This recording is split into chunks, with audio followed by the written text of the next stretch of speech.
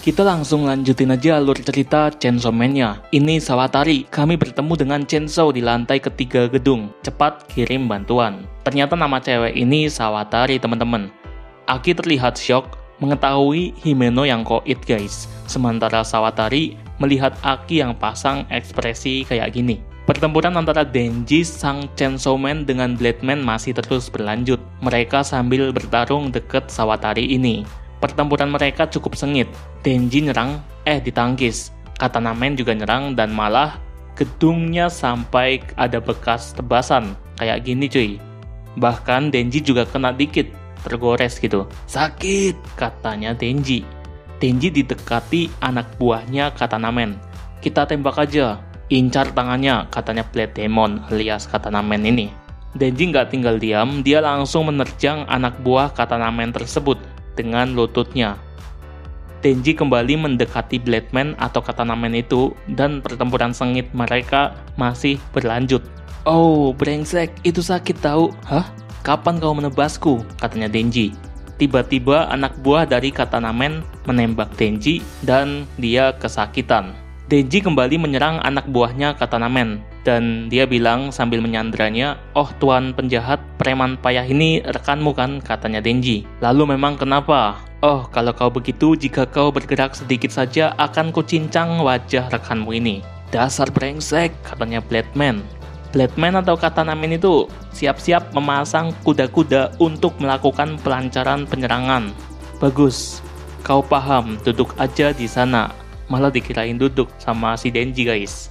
Blade Man langsung melompat dan tiba-tiba aja dengan cepat berada di belakangnya Denji. "Hah? Dia menghilang," katanya Denji, guys. Katana Man langsung berada di belakang Denji dan akhirnya Denji kena tebas sampai tubuhnya kebagi dua kecincang. Nggak hanya itu aja, ternyata sekaligus anak buahnya yang ditebasnya cuy. Tanpa ampun intinya.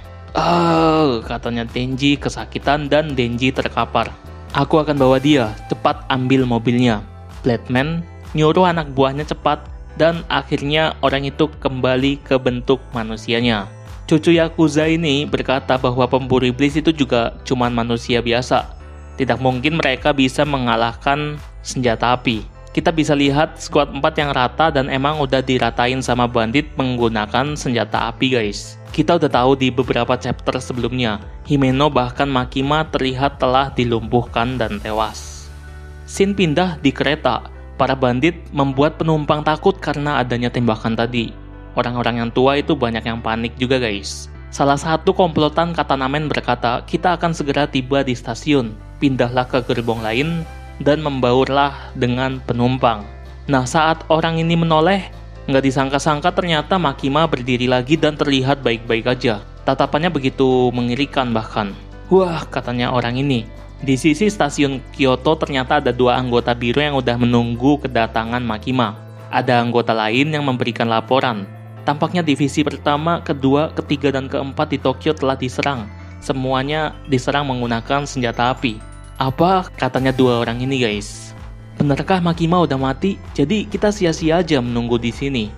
Kereta telah mencapai stasiun dan ternyata terlihat Makima keluar dari kereta tersebut. "Kurose, Tendo, terjadi penembakan di dalam Shinkansen. Ada beberapa mayat, jadi cepat bereskan," kata Makima ini, guys. Waduh, gimana nih? Ternyata si Makima masih hidup, padahal kan kelihatan dia udah kena tembak di bagian kepala dan jantungnya. Dan di sini dia kayak nggak ada masalah apa-apa. Mencurigakan emang. "Di Tokyo juga terjadi penembakan," kata Tendo. "Apakah kau tertembak?" katanya Kurose, guys.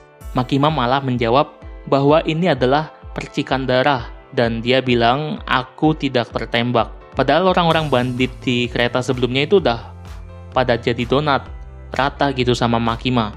Waduh, kuat banget dah. Dan kenapa Makima ini nggak bicara jujur aja? Makima sampai di Kyoto. Kurose bilang, "Haruskah kita minta bantuan secepatnya ke Tokyo gitu kan?" Makima jawab, "Meski kita pergi sekarang, kita tidak akan tepat waktu." Makima bilang bahwa yang diincar musuh adalah Denji. Kita harus mengatasinya di sini. Akhirnya Kurose disuruh untuk meminjam 30 kriminal yang akan dihukum penjara seumur hidup dari Menteri Keadilan. Sementara Tendo disuruh untuk mencari kuil yang dekat dan salah satunya memiliki tempat yang tinggi. Setelah itu, bisakah salah satu dari kalian membelikanku pakaian, kata Makima lagi guys. Kita pindah ke tempat Denji, dia sedang diangkat sama anak buah Katanamen, dan salah satu anak buah itu bilang keberatan gitu. Cepat, aku tidak bisa bertarung untuk sementara, katanya Katanamen. Ya, pegang bawahnya, kata anak buah yang mau mencoba mengangkat Denji. Di bagian mana aku bisa memegangnya? Tiba-tiba orang dengan kupluk ini bertingkah aneh. Hei, peganglah, dia masih celingak-celinguk aja. Hei, katanya yang salah satu anak buah Katanamen. Sesuatu, apa ini? Kata orang yang berkupluk guys. Bodoh amat dengan rambutmu, cepat pegang dia. Sawatari cuman ngamatin doang dari tadi. Dan orang ini masih aja merasakan sesuatu yang aneh gitu. Apa? Aneh apa? Kata Sawatari. Tiba-tiba aja orang itu kayak terserang sesuatu yang aneh dan tidak terlihat. Habis itu tewas seketika guys.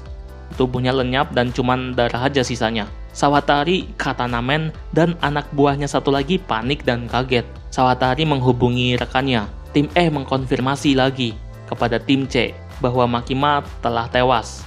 Ini tim E, ini tim E. Kita kehilangan kontak dengan tim C. Tiba-tiba aja nih orang juga bernasib sama, lenyap nggak ada sisa. Sawatari terdiam dan mulai panik. Wanita itu, katanya dia guys. Scene pindah ke kuil. Ternyata yang melakukan itu semua adalah Makima dan memang kuat banget cuy. Wanita yang satu ini. Semua orang ditutup matanya dan ini pasti berhubungan sama kekuatannya dia. Kenapa kami juga ditutup matanya? Katanya Kurose. Tendo jawab, Makima adalah pemburu iblis yang langsung diperintah oleh kepala sekretaris kabinet. Pemburu iblis biasa seperti kita tidak diperbolehkan mengetahui iblis apa yang dia panggil. Di hadapan salah satu napi, Makima bilang, katakan, Mishima Suzou. Dia nurut, Makima tersenyum dan melakukan ritual jurusnya. Sementara di sisi lain, anak buah dari Katanamen akan memasukkan Denji ke dalam mobil. Hei, masukkan dia ke dalam mobil. Apa kau dengar, Mishima? Dan tiba-tiba sesuatu yang aneh terjadi lagi. Anak buah Sawatari dan Katanamen lenyap satu lagi guys. Diratain satu-satu ternyata cuy. Di waktu yang sama salah satu narapidana juga tepar, alias kayak mati atau pingsan ini.